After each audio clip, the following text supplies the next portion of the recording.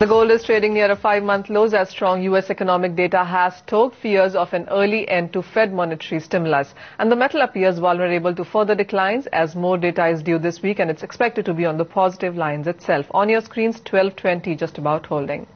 The crude prices in the meanwhile have been holding around $111 a barrel, just off that 11-week highs hit in the previous session. Improving demand outlook after recent strong global economic numbers and also worries of lower supplies from the Middle East is something that has been supportive for prices. The crude oil prices had surged 1.5% yesterday after the U.S. factory activity expanded last month at its fastest pace in 2.5 years. You also have seen strong numbers coming in from China, and all of that has been taking the industrial commodities on the higher side. Let's get on air then. Vijay Bhamwani, who's author and CEO at BSPL India. Also joining us is Kishore Narne, Associate Director, Head Commodity and Currency at Motilal Oswal. Kishore, hi. Let's start with you first. And what's with the gold and silver prices, and how much of further decline would you expect from here? Good evening, Manisha. I think looking at the situation, we can expect tapering to start somewhere close to January or February, and some kind of indication which we might get in the FOMC December meeting, that's on 17th or so.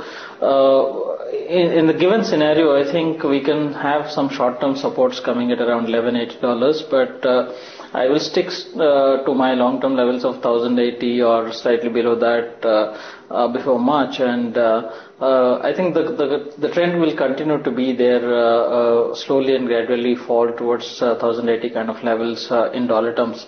But on domestic markets, you still have a stronger dollar also means a weaker rupee that could actually support some kind of give support to domestic prices. So probably we might not see drastic fall in Indian prices, but still we will be going towards around maybe 27,500, 28,000 very soon. Fair point. Vijay, what's your sense on silver now? Because we've seen further declines onto that one. We did see 43,000 just about break on the lower side. How much of further declines would you see before you would advise perhaps a buying? Manisha, yesterday I talked about silver heading towards the 41,000 levels. I think I don't see any indications of changing that view. My guess is 41,000 to 41,500 is where I would look at as a next immediate support. Although I would not really bet the bank that even 41,000 will hold, because the kind of downward pressure that there is on both gold and silver, I think prices will either consolidate around those levels or possibly even go below that. So at this point in time, I think one should basically stay away from writing a check just as yet. And even at lower levels, one is advised to buy only after the price, volume and open interest correlation seem to indicate that there is a concerted buying coming in from fellow traders. One doesn't want to play a pioneer here and try and bottom fish the market which is falling. Fair point, that too. Kishore, just coming to your point that you were making, that while we have seen very sharp declines in the international markets, the Indian gold prices at least haven't been able to breach 30,000 quite successfully. Also, if you look at the CAD numbers yesterday, the kind of export and import data that we saw onto that one, would you say that perhaps on one side while the prices are holding because of currency, on the other side the industry clearly is getting into negative? I think industry is not very much positive, especially on gold.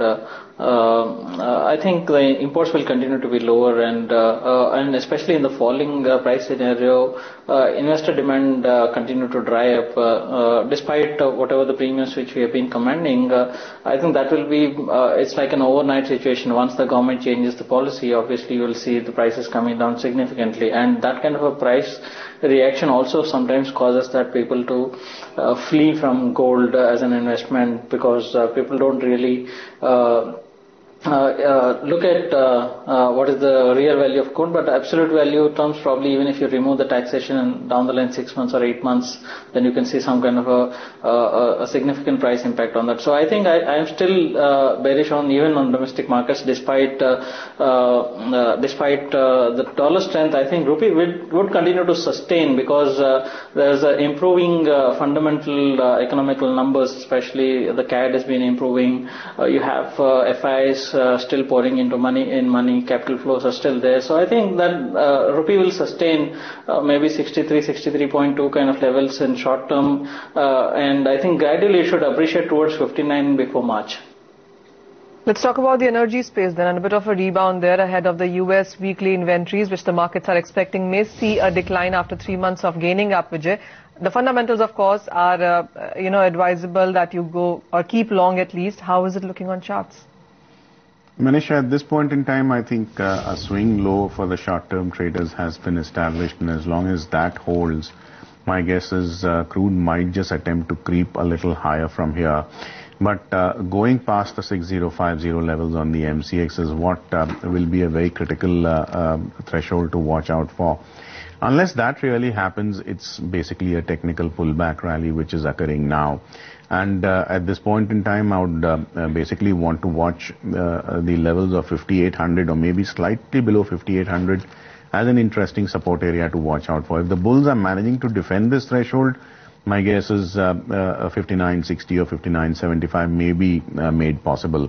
And should none of these thresholds be tested, there is a possibility, the third possibility, a minor possibility of the prices going sideways. But I kind of agree with you that one should not really get too aggressive on the short side at this point in time.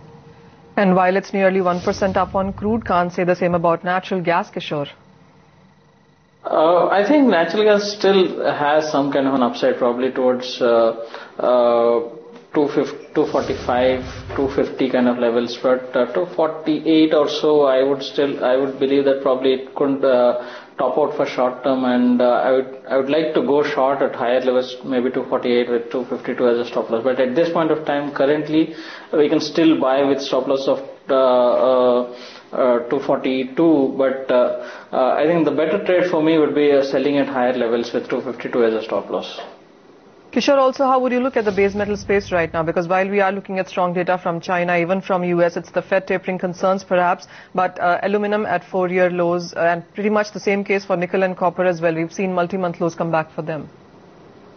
I think aluminum is again an exceptional case with the kind of inventories it has, and the change in the regulations actually caused a significant drop in prices. But if you leave that story aside, probably most of the metals, except copper, all the base metals are trading below their cost of production at this point of time. So despite that, we don't see any encouraging buying. You have Chinese PMI numbers coming positive. Most of the economic numbers across the globe are showing recovery in the industrial activity. Despite that, you don't see too much of buying. And copper, the best of the base metals, has a significant surplus this year, and 2014 is going to be a surplus year too. So I think the story is that overall there will be a slightly bearish tone in dollar prices, especially because of the dollar being appreciating and most of the dollar denominated currencies to be under pressure, and base metals will not be any exception. But in domestic markets, I think we would continue to be a range bound market, probably 435, 438 on the lower side on copper, and 452, 456 on the higher side. I don't think that range will be breached anytime soon. To the agro space then, and we have seen a constant decline coming in for the sugar prices, more than 1% down yet again today. Vijay, what's your sense now? Because this is one space that has seen immense pressure continuing. You're right, Manisha. In the absolute near term, prices are kind of under pressure because there is this news that sugar crushing has commenced again in UP, and therefore supply side constraints which were feared by the traders and the financial markets alike are likely to be allayed in the absolute near term. But I would still hold on to my view that this is more of a 5-year cycle, the election year cycle, that is exerting downward pressure on sugar prices. And 27-20 odd levels is what I'm watching out for. As and when I see buying support emanate at those levels in the mid and far month futures, this is not about the prompt month futures. I think it would be time to buy, because come March or April, I see prices heading past the 3075 levels again. Well, that's the 2-year lows coming in for the Indian sugar prices, and the international prices also are trading at a 3-year lows. The situation really is grim on all sides. But Vijay, how would you look at the guar prices, as we have been talking that this is another space which has been really bearish? You're right, Manisha. There is an overhang of overhead supply, and higher levels are unable to attract any kind of buying. As a matter of fact, yesterday I talked about a broader market deleveraging kind of bias across the board. And what you are seeing is basically a pullback rally in nature. I don't expect the rally to have too much of leg, because at higher levels there is supply waiting to unwind their long position. So what you are seeing, a percent and a half of an upthrust might just run out of steam, give another percent and a half of an up move. I think you should be seeking short selling opportunities at higher levels. And surprised really, because while the guar seed prices have seen a rebound, Vijay, the pulses are down, the edible oil space is down 1 to 2%, mentha oil prices are trading nearly a percentage point down. So while the fundamentals, which have been strong for most of these commodities, really seem to have taken a turnaround. Manisha, yesterday I talked about the election year cycle. I think in a pre-election year, food prices do tend to see downward pressure, and that is what you are seeing being played out right now. There is a clear effort by the authorities to curb food price inflation, and therefore you're seeing the financial futures market price, food prices, whether it's pulses, whether it's sugar, whether it's edible oils, come under pressure. And edible oils especially, along with pulses, are basically sensitive to the rupee dollar peg. And as the rupee is showing signs of strength vis-a-vis the broader currency basket, the imported landed cost of edible oil and pulses tends to be lower. And that is also being factored into the market. So there is a confluence of positive aspects on these edible oils and pulses, and that I think should be a welcome move for food price inflation watchers. Sure is, and we will await those inflation numbers soon.